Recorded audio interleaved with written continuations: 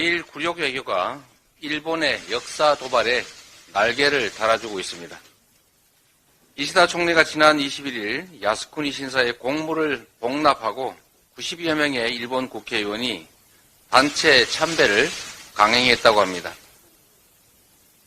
윤석열 정권이 일본에 퍼줄 대로 퍼줬지만 돌아온 것은 교과서 왜곡, 독도 침탈 노골화, 야스쿠니 집단 참배 같은 도발뿐입니다.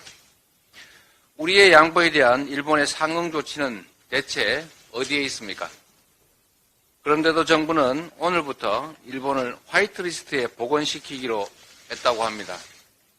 선물 주고 뺨 맞는 굴욕 외교로 국민의 자존심은 상처를 입고 있습니다.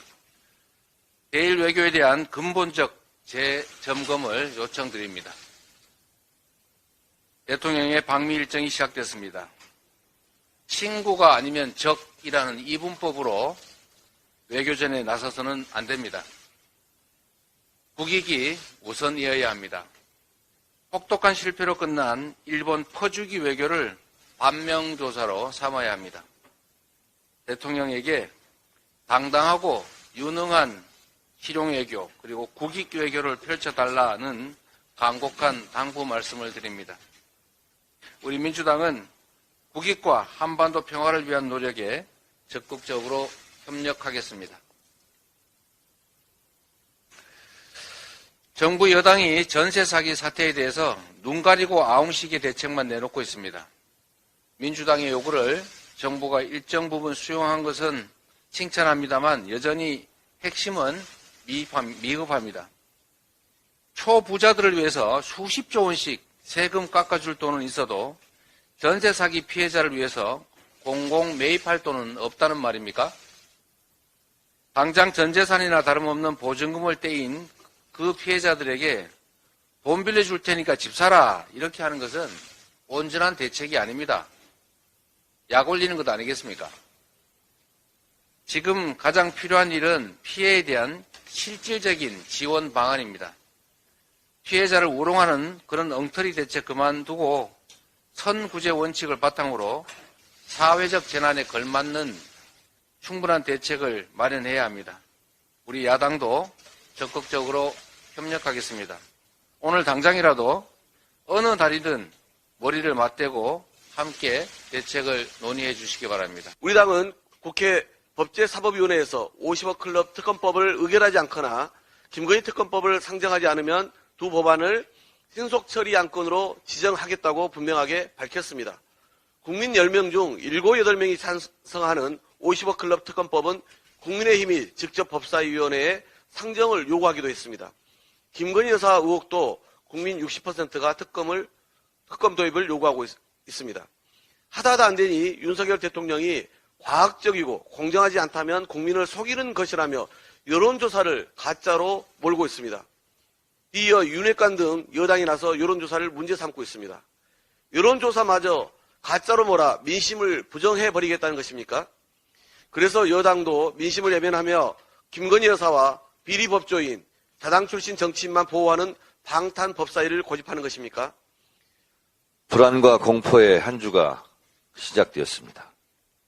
윤석열 대통령이 미국에 갑니다.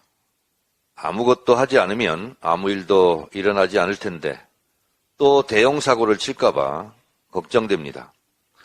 큰일이 일어날까봐 큰일입니다. 물가에 애놓은 것처럼 불안하고 두렵기까지 합니다.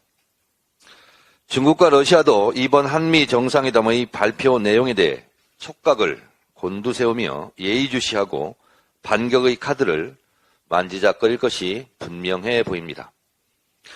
윤석열 대통령이 하지 말아야 할 것과 해야 할 것을 거꾸로 하지 않기를 바랍니다. 거꾸로 타는 보일러 정권이기에 진짜 걱정됩니다. 윤 대통령이 하지 말아야 할 것은 우선 미국과 글로벌 포괄적 전략 동맹에 공식적으로 사인하는 일은 정말 없기를 바랍니다.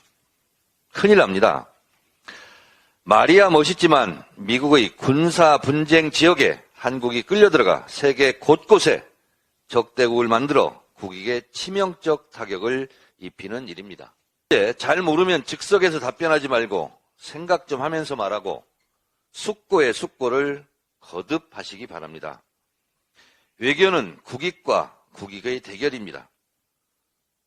한일 정상회담에서 반컵의 물은 한국이 채울 테니 반컵은 일본이 채워라 했고 일본의 호응이 있을 거라 수없이 기대했지만 일본의 호응은 일본 교과서 문제로 역사 왜곡을 더욱 심화 노골화시켰고 야스쿠니 신사 참배로 뺨을 거하게 맞지 않았습니까? 윤 대통령이 해야 할 일은 도청 의혹 파문에 대한 재발 방지 대책, 또 불가능해 보일지라도 인플레이션 감축법 IRA, 자동차 배터리 등 한국 기업만 피해를 입는 불평등한 미국의 조치를 조금이라도 완화시키는 일에 집중하시기를 바랍니다. 허울 좋은 국빈 방문이라는 형식에 취해 실리를 놓치는 우를 범하지 않기를 바랍니다. 김건희 여사도 참 두통거립니다. 가급적 개인 일정은 줄이되 바이든과 팔짱 끼기, 청소년 들어올리기, 장갑 끼고 악수하기, 센터에 서기 등은 자제하시기 바랍니다. 외교의 최종 목표는 국익 추구입니다. 수출로 먹고 사는 나라에서 무역 수지 적자가 정말 걱정됩니다. 이번 달 4월 1일부터 20일까지 20일간 한국의 무역 수지 적자가 무려 41억 3,900만 달러이고 이 중 대중 무역 수지 적자가 이 중에 절반에 달하는 19억 6천만 달러에 이른다고 합니다. 대중국 수출이 지난해 같은 기간에 비해 26.8%나 급감했고 대중국 무역 수지는 작년 10월부터 6개월 연속 적자 신기록 갱신 중입니다. 지난 1분기에만 1992년 한중수교에 이어 최대폭인 79억 달러 적자입니다. 2021년 문재인 정권 시절 대중국 무역 수지 242억 8,500만 달러 흑자였던 사실이 도저히 믿겨지지 않습니다.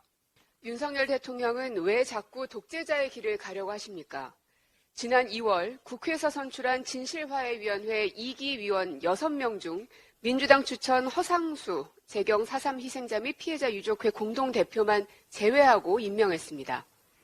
대통령실은 허 대표가 1980년 전두환 군부독재 정권 당시 국가 보위에 관한 특별조치법 판결에 재심을 신청해 선고유예형을 받은 것을 두고 국가공무원법상 결격사유가 존재한다며 그를 탈락시킨 것으로 알려졌습니다. 과거 국가폭력을 규명하는 기구인 진실화해위 인사 과정에서 군사정권 시절 악법의 피해자에게 또 다른 상처를 입힌 것입니다. 뿐만 아니라 모든 정권에서 시행해왔던 야당 추천 몫을 부정하고 모든 권한을 대통령인 자신이 다 휘두르겠다는 독재적 발상으로밖에 보이지 않습니다. 이런 행태는 이번만이 아닙니다. 지난 3월 국회가 적법한 절차에 의해 추천한 최민희 방통위 상임위원 임명을 현재까지도 미루고 있습니다. 방통위 설치법 제7조에 따라 위원회 결원이 생기면 결원된 날부터 지체 없이 새 위원이 임명돼야 하지만 최민희는 물론이려니와 김창룡 후임 자리도 여전히 공석입니다. 최민희 전 의원의 임명을 거부하는 것은 독재적 행태이며 대통령 몫인 김창룡의 후임 인선을 하지 않는 것은 무능의 소치입니다. 진실화해위, 방통위 등 균형 잡힌 민주적 운영이 필수적인 국가기관의 정무직에 대해서 법에 의해 대통령, 여당, 야당 몫으로 구분해 추천하도록 명시하고 있습니다. 야당 추천 인사에 대한 대통령의 임명권은 행정 절차적 행위이지 윤 대통령에게 인사권을 준 것이 아닙니다. 법을 다뤘던 검사들로 둘러싸인 윤 대통령은 얄팍한 법기술로 꼼수를 부릴 것이 아니라 법과 절차에 따라 즉각 야당 추천 인사를 임명하시기 바랍니다. 김기현 당대표가 더불어민주당에서 이런저런 이야기를 하는데요. 스스로를 되돌아보기 바라겠습니다. 김현아 의원인가요? 고양시에서 공천을 미끼로 돈 봉투가 주고 갔다라고 하는 보도가 나오고 있습니다. 그리고 돈을 요구하는 내용이 녹음이 된 녹취가 있다고 한다고 합니다. 경찰이 수사를 했고 조만간 검찰로 보낸다고 하는데 아무래도 이상합니다. 왜 이런 내용이 1년 전부터 있었는데 이 녹취는 언론에 보도가 안 되는 거죠? 왜 이런 돈 봉투는 이야기가 안 되고 있었던 거죠? 저는 박순자 의원이 공천을 미끼로 돈 봉투를 요구했던 내용, 그래서 구속되어 있고 하영재 의원이 공천을 미끼로 돈 봉투를 요구했던 내용들, 이런 내용이 조용히 가고 더불어민주당엔 엄청난 충격으로 왔던 것들을 비교하지 않을 수 없습니다.